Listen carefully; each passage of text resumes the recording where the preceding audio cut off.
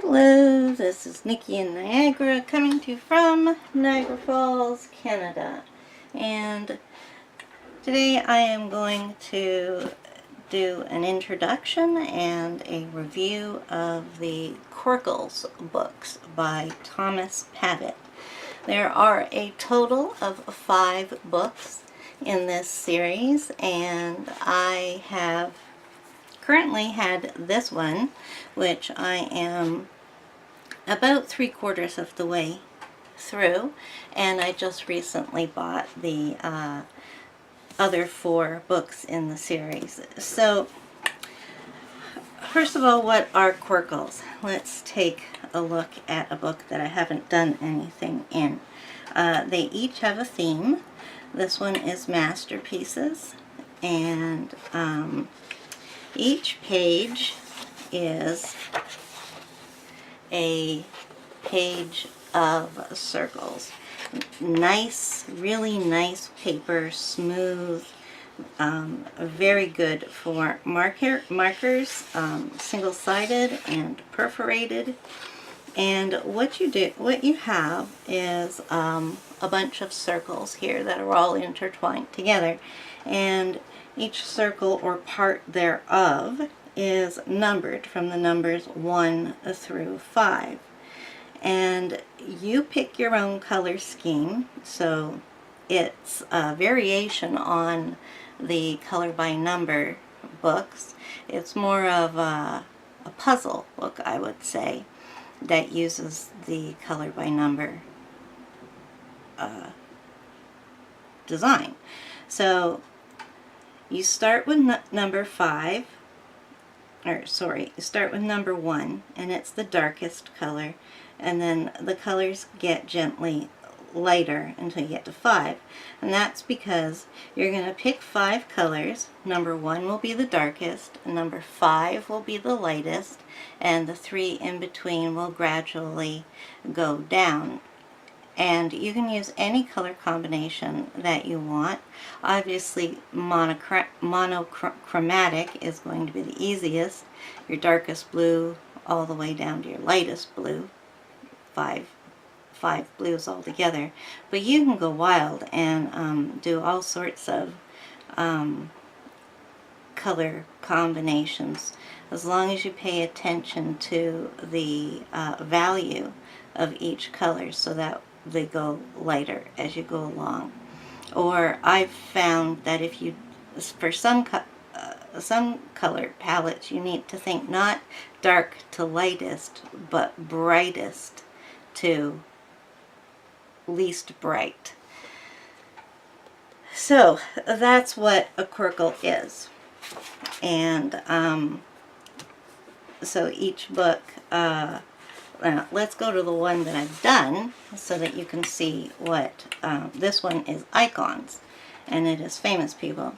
And now you can see what they look like when they're done. So here I've chosen, I found a pattern as I went along working with the people. The first ones I did in here I was not that happy with, but once I came up with a pattern, I guess you would say, on how to do them, I loved all of them after that. What I would do is choose black for the darkest color, or I think I pretty much always chose black, but very dark colors that are almost blackish, like navy, and very dark brown would work too. And my lightest color would be a skin tone, and that can be any skin tone from a fair skin to a dark colored skin, but you can't go too dark for your dark color. I used, the darkest color I used for skin was Chameleon's Cocoa, so a little bit darker than a tan brown. And then I just picked 3 colors that looked cool together and arranged them in order, and that's how I found out to work with the people.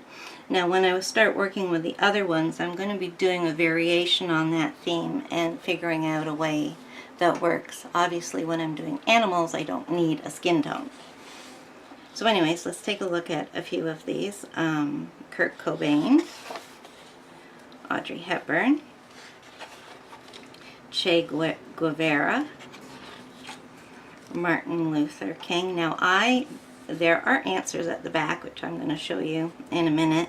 I do not, and will not look at those because I like the surprise of this. I like the puzzleness. And I know that's not a word, but the puzzleness of it. So my color choices have turned out quite interesting when you don't know who you're doing. It's pretty cool that I chose red and pinks for Audrey Hepburn and so dark for Che Guevara, and I chose a brown skin color for Martin Luther, and I didn't know that it was going to be a dark-skinned person. So Marilyn. This one I had no idea who it was. I had to look it up. At the back it tells you who the person is. This is Nelson Mandela.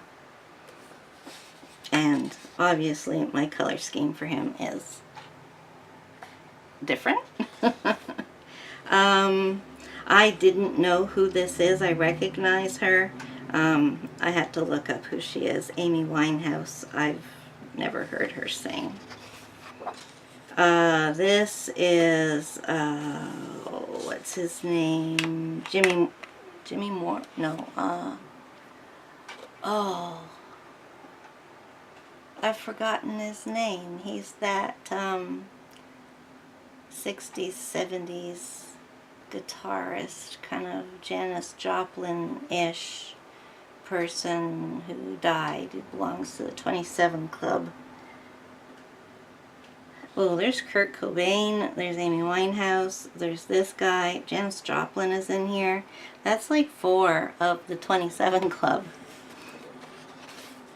Frida Kahlo, and this is as far as I'll show you. When I did the poster, I didn't know who it was going to be of, so I decided I would do grayscale for it so that whoever it was, it would look appropriate, and I was so pleased to have it turn out to be Elvis. Now, doesn't that look cool? These are just absolutely the most fun books in the world. I think anyways. Okay, so there you get a look. Now, let's go through the other books here quickly. So, there are American editions and English. American and English. Yeah, I guess you could say that. American and British editions. The American / North American books are published by Thunder Bay Press, and the British editions are published by Ilex. Is that who it's by? Yeah, it says Ilex. That must be a division of something or other.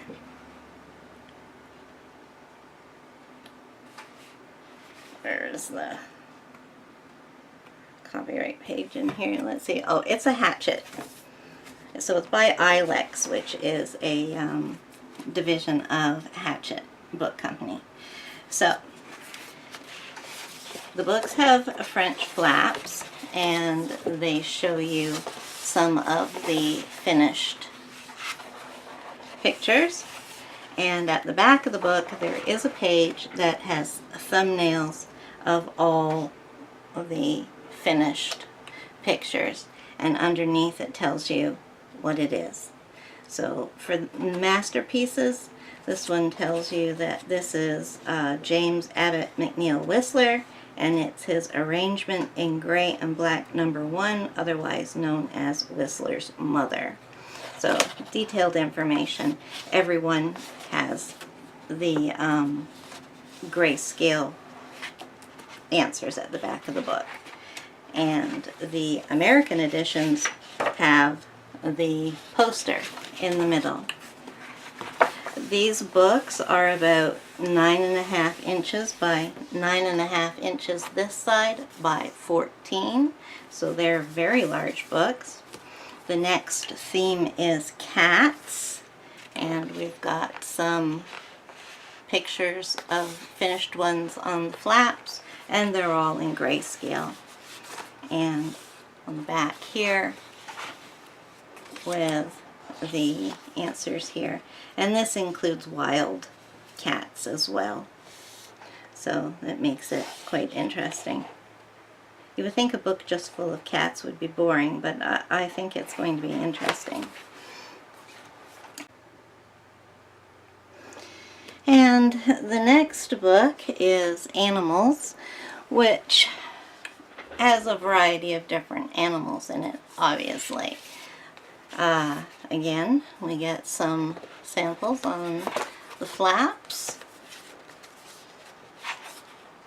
and our thumbnail page of animals. Now, I take a look at them now, but when I work in the books, I'll have forgotten, and I don't. I don't look at them once I start working in the book. So finally, the last one that I have is the British edition, which is, if I can't get the whole book on this, I think it is right here. Can you see? Yeah. You can see my finger on the bottom of the book. So let's put this here, and you can see how much bigger it is. Remember, this is 9.5 by 14, and it's at least an inch wider, probably a little bit bigger. So we're looking at 10.5, and it's a good 2 inches, if not more. So 16, kind of like 10.5 by 16 for the British editions. And the British editions do not have a puzzle in the middle. They also do not have French flaps. So we see, this is what the back of all of them look like. It takes you through the stages of doing one. It shows you the empty one. You've added black, you've added a few more colors, a few more, and then finally your finest, not your finest, your final picture. So here we can see what one looks like, but the thing is that it shows it in colors that I do not think of as 5 gradients, because it tells you to work in this the exact same way as the other ones. So here we get to see one that's done in the 5. See here it shows you the beginning of each book is exactly the same too. So here it shows you how to do the 5 shades, showing you with some different colors on how to do it. They also show you how to do the book by using cross hatching and like sketching lines. So you start with a solid circle, then a really thickly cross hatched, a widely spaced cross hatch, close together lines, and then far apart lines. So if you're more of a doodler than a colorer, that would be your choice. And then it doesn't show us any of them except in the answers. And in the answers, it shows us them in their cartoon thing. So I think it's going to be very interesting doing these, because you're going to do them in... The circles are way bigger in this book because it's so tall. So yeah, the British editions are going to be much easier to do than the American ones because the circles are so much bigger. So if you have eyesight problems, then definitely try and get the British versions.